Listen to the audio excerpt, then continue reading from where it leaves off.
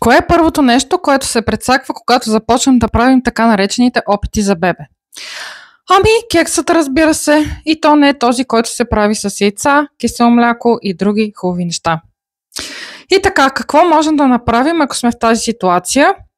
Ами, много е просто. Обратното на това, което е разпространено, на това, което казват лекарите, защото дори самите репродуктивни специалисти обясняват на хората, че овулацията е приблизителна. Тя не е винаги задължително на 10-я ден, тя е приблизителна.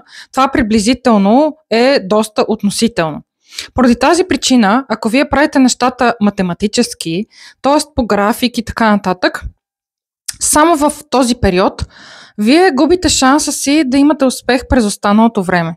Защото вие си концентрирате усилията в една точка и ако тази точка е неправилна, нищо няма да стане.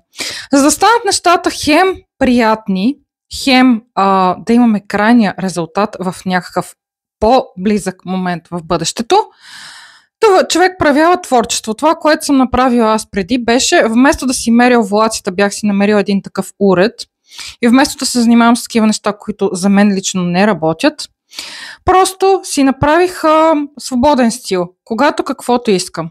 Пробвайте и вие и кажете как върви.